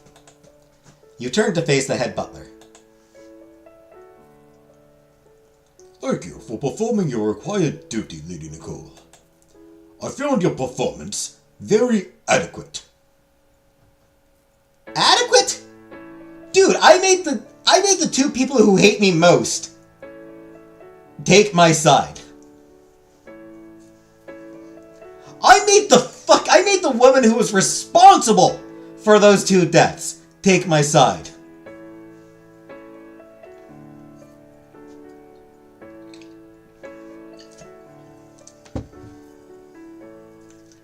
Gisette arranged all this, and even she was like, you know what? No, that was a really good job. Yeah, I applaud you. I applaud you for figuring out that I am a monster. Thank you, head butler. I do strive to be adequate in all things. Quite. With a nod, the butler wanders off to attend to other matters. I don't like the head butler. I'm gonna say it. I don't like the head butler. Not even gonna thank me for saving one of his, one of his people? Imogen's one of his people. And not gonna be like, thank you for saving her? Fuck you! Hopefully not cleaning up after another dead body. You've had your fill of those for the week. The trial, as dramatic of a conclusion as it was still finished. As such, both jury members and those who had come to watch the trial in the gallery started to filter out. Whatever they think about the results, you get the feeling that most people are happy to have the whole affair over and done with. But some people linger, because they aren't quite as ready to let go of the week's affairs, or for some other reason you aren't sure. Amazing what circumstances like these bring out in people, isn't it? You whirl around to see your former opponent giving you a mysterious smile. Do you really enjoy sneaking up on people like that? She absolutely does. I would bet money that she absolutely loves sneaking up on people and surprising them. It's probably one of her very favorite things to do. Of course. How else am I supposed to see people's true faces, except not giving them time to put on their masks? Shouldn't there be a trial against Gisette now? No, because we did not actually say. We never told the jury that Gisette was the murderer. We haven't told anyone that she's responsible for it all. There isn't enough evidence to accuse her.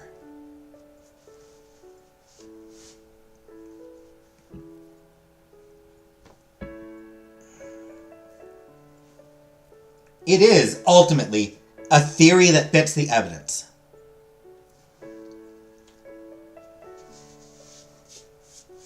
But it's still a theory. There isn't proof.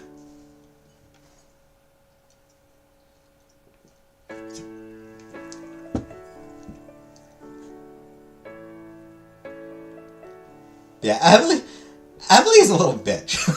I do like Amelie. She's a little shit sometimes.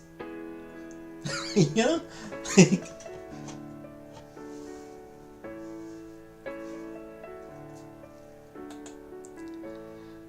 I can't expect them all to be put into the situation you were put in this week. That was very enlightening. It's rare that I am surprised or impressed. Today, Nicole, you managed both. I look forward to the day we can play a game together for real. I'll play some games with you. I'll play games. Yeah, a little bit. There's some games I'll play with you. We could play some Truth or Dare. How about that? That was a game. Strip poker. A little bit of strip poker. Or I don't know. Strip blackjack.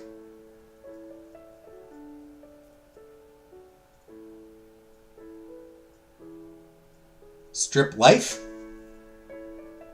Strip game of life? Strip snakes and ladders. How about that one? Well, I'm off to explain my disappointing performance to General Fallon. Spin the chalice. I do hope we have a nice dinner tonight. Being lectured at always makes me hungry. Ta! Avalie waves her fingers at you before heading towards the scowling general. Gisette catches your eye from across the room. To your surprise, she excuses herself from her conversation with Lady Estelle and heads in your direction. Oh, oui. Lady Nicole, you were quite impressive today. It's such a relief that the truth is finally out, and this matter can be put to rest. Which is all thanks to your efforts. Rock, paper, scissors, if you know what I mean. Oh, nice. I'm with you, Uncle Buck.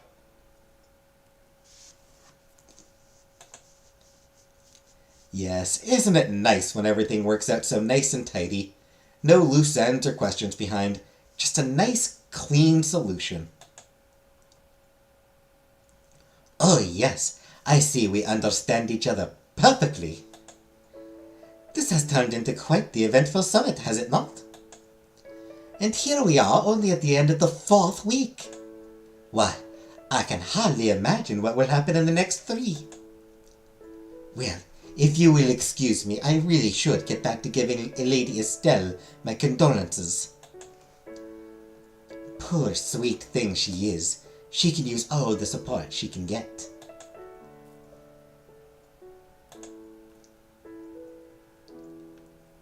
Okay.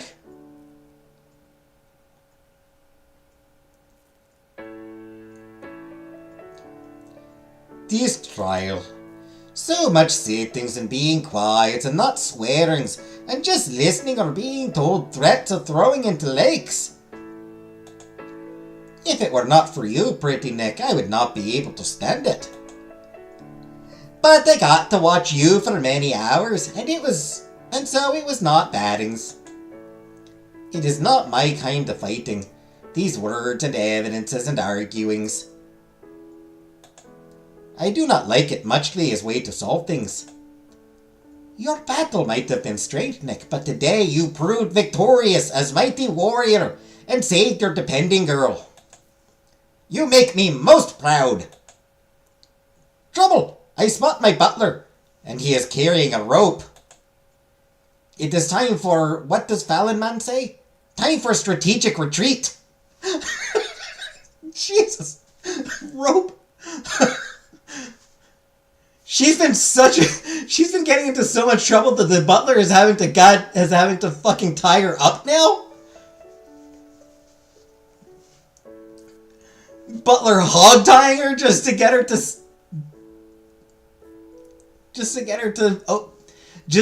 behave for 5 goddamn minutes.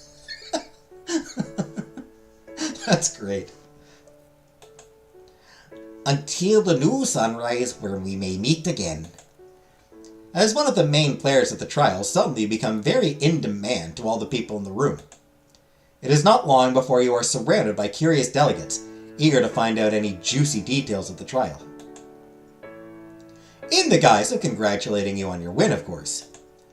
The noise, the day, the exhaustion, the wear and tear of the endlessly busy week. Suddenly, it is all starting to get to you. Got a leash? Yeah! Just put a fucking leash on her and just... No more wandering!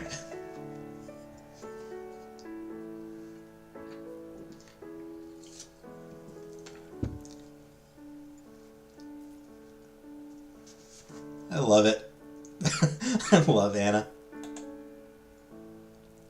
You can feel yourself wobble unsteadily on your feet.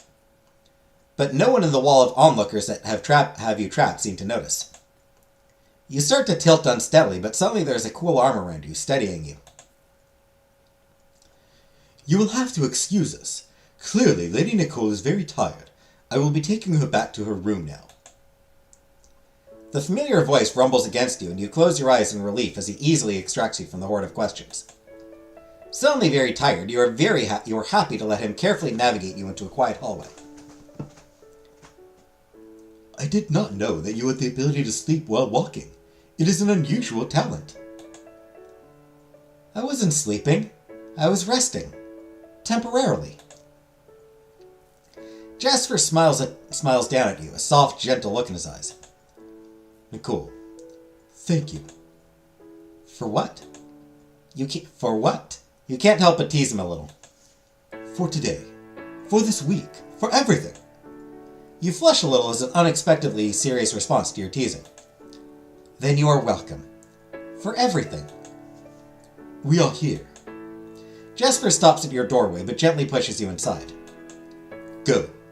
Rest. I know more than any how hard you have been working. Only if you promise to get some sleep yourself. Lady. You cross your arms and open your eyes exaggeratedly wide to prove your point. He sighs, but then smiles. Very well. We are both in need of some rest. That's a statement, not a promise. If you promise to rest, then so do I. Deal! Good night, Lady Nicole. Good night, Jasper. The door closes and you are alone in your room. Exhausted to your very bones, you quickly undress and prepare for bed, wanting nothing more than a good night's sleep. You close your eyes, but despite your exhaustion, you don't simply fall into sleep. Instead, your mind still races with thoughts of the day, the past, and the future. Even though it makes sense that someone like you would be in the spotlight of important affairs, it didn't make this week any less strange. It didn't bother you to have to do everything alone, but it was certainly an unusual situation. Normally, even if you want to do something alone, there's someone who disapproves. And today...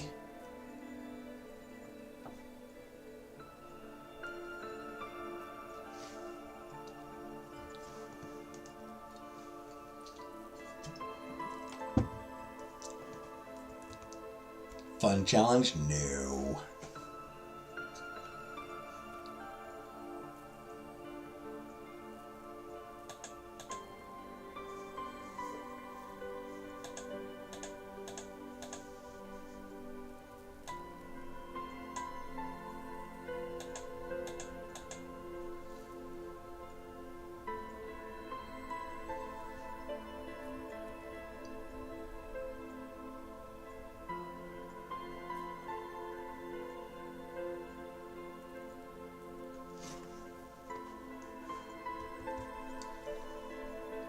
Yeah, you're so relieved that Emojin is safe now. Shit's gonna get worse. I think this is like the worst. I do feel like this is kind of the worst it gets. But the summit moves quickly. Already people have begun to move on from the events of the trial. Shit's not over! There's still 3 weeks left. But I think that is like the worst of the summit.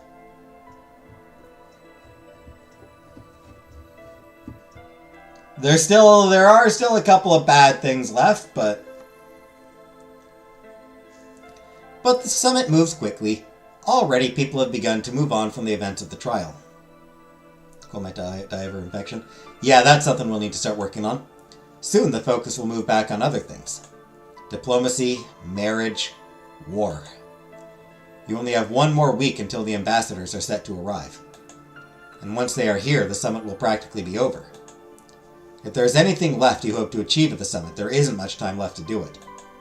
Currently, your biggest worry is...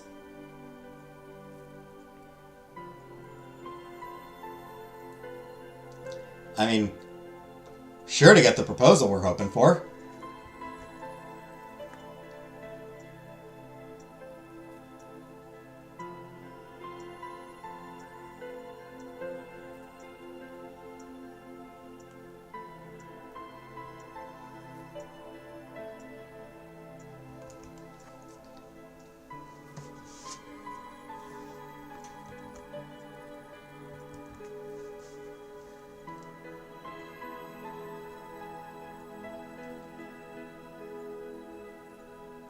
That someone will try and kill you again. With worries like these, it's no surprise that despite your exhaustion, it takes you a long time to finally drift off into sleep. Worries about what your 5th week will bring dancing in your head. Multitasking investigator, you found all the secrets in week 4. Whee!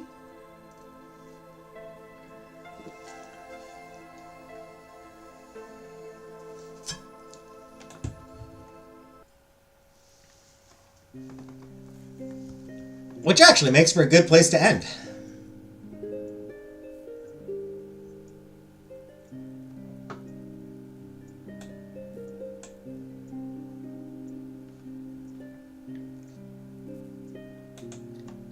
Yeah, this is...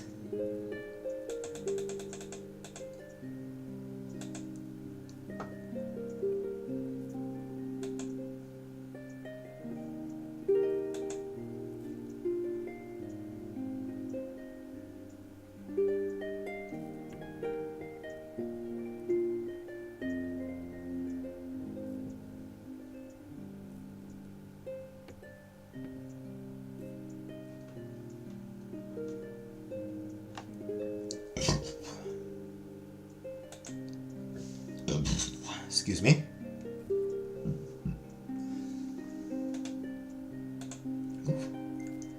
Gassy. So yeah.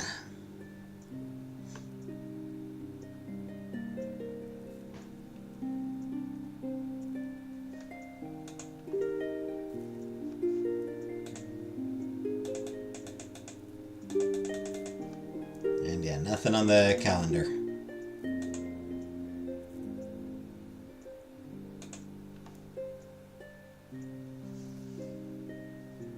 So it's just me what happened.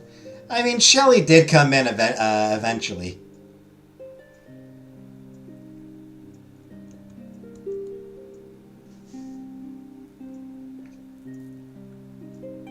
But yeah. Definitely a weirdly quiet chat, comparatively. I mean, these visual novels never get a lot of people, but even for one of my visual novels,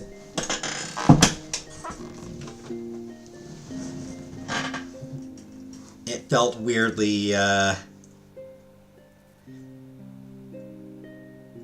absent. But we saved a life, so we did good today.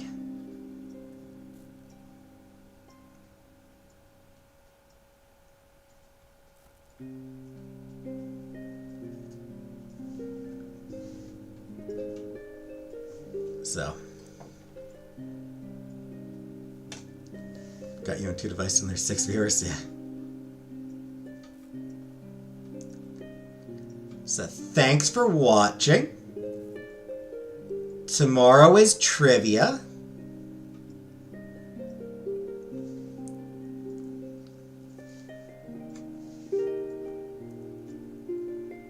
And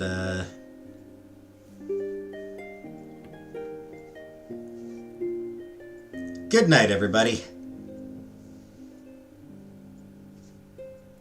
Hi, Brooke. Perfect timing, Brooka. Right when I'm leaving. Right when I said good night. Hello, Brooka, and good night, Brooka.